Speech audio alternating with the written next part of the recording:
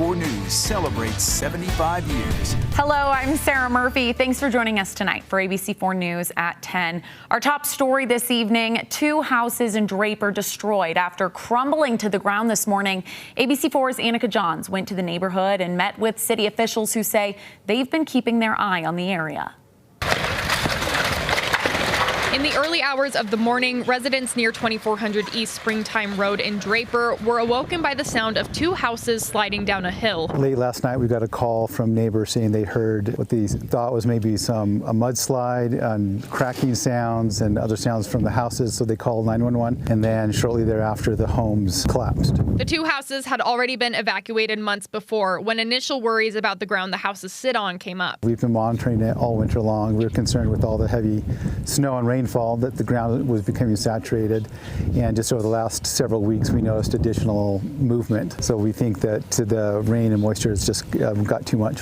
While these 2 houses have been on the city's watch for some time, after what happened earlier this morning, they've now asked both houses on either side to evacuate. These homes were built on fill, and we think that the fill is limited to these 4 homes. City officials say that builders have a geologic house ordinance they are required to follow when building. They submit reports detailing their plan and sign off on those reports saying that the homes were constructed the way they were designed. This used to be a ravine, and when the developer wanted to build on it, they had to obviously bring in fill to make it buildable, and their engineers designed a plan that they thought would work. While the original evacuation was less than ideal for all parties involved, officials agreed that lives were saved today. We wanted to make sure back then that we were doing the right thing, and it was a difficult decision, but it was the right decision. In Weber County, a roof partially collapsed in a massive barn fire. Yesterday, Mountain Green volunteer firefighters were called out to a Weber County barn after reports in the area of large flames coming from the structure. Fire crews acted quickly and were able to successfully gain control of the blaze and spare nearby farm equipment, propane tanks, and generators. Now, fortunately, no one was injured. And one Utah man now dead and an officer is injured after a shootout in West Jordan. A call came into West Jordan police around 1 this morning saying someone was trying to break into the Novi apartment complex in the area. Officers responded to the scene saying only one suspect was there when they arrived. They say there were shots fired. There was an exchange of gunfire between that individual and 2 of our officers. Emergency responders performed CPR on the suspect, but report he died at the scene. The officer has a gunshot wound in his leg. They say he's expected to recover. In southern Utah, a man now in jail after he allegedly assaulted 2 people using a knife and a taser. Moab police reported this morning 2 people stopped a man who was camping and using a fire along a stream, both of which they say aren't allowed in the area. The suspect, Alex Kensel, then reportedly grabbed his backpack and attacked both individuals. First, he used a taser on the woman.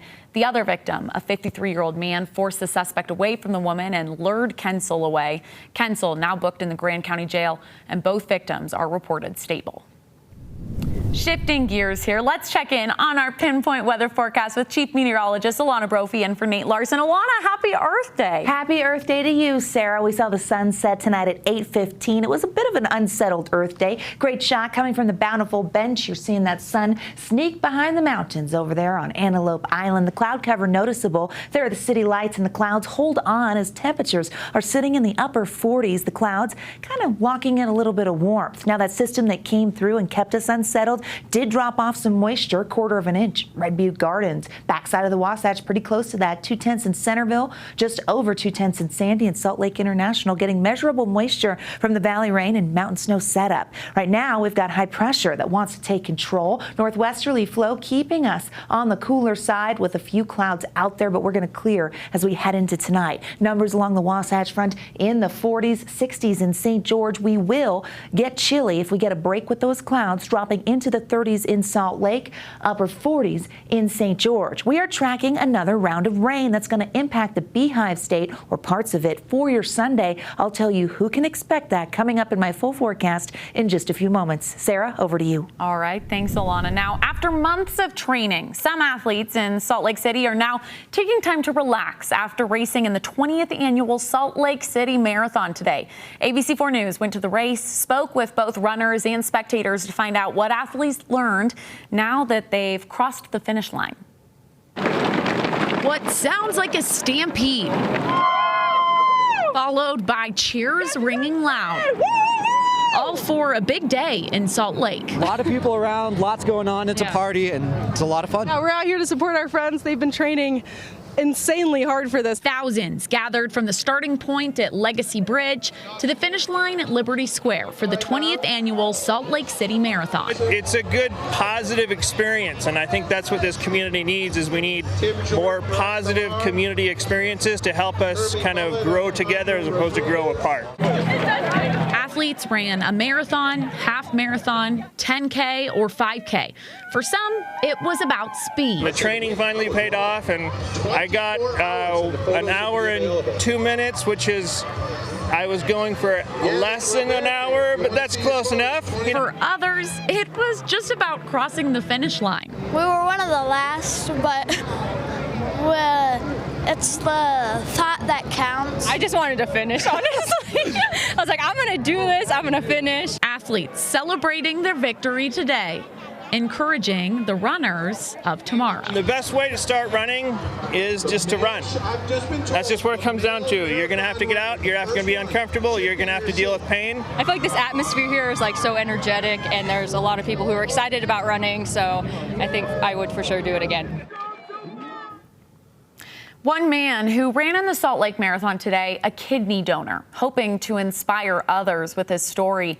Donor Matt Kavanaugh says he's trying to run 12 marathons by the end of the year, and today he ran the Salt Lake Marathon.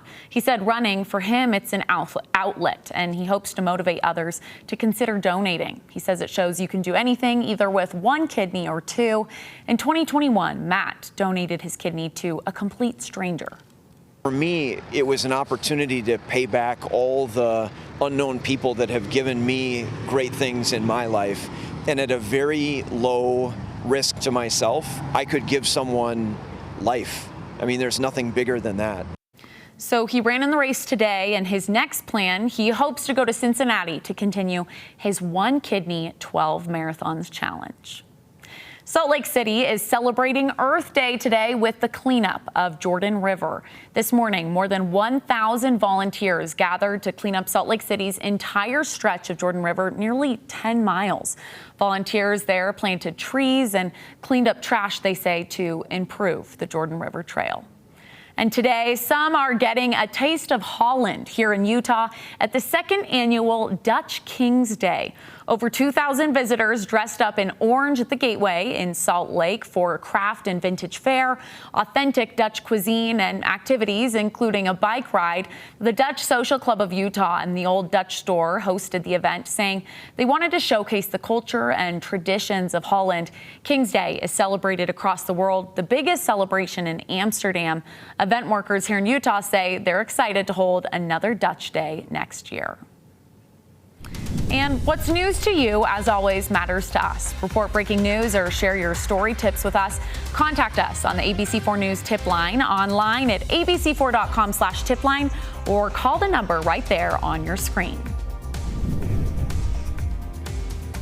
And there's that live look outside from Deer Valley, and you can see those city lights are on. Cloud cover has moved into northern Utah with our northwesterly flow, but things are going to change as we head into our Sunday. We're tracking another round of rain for some. We'll tell you who in Utah's most accurate forecast.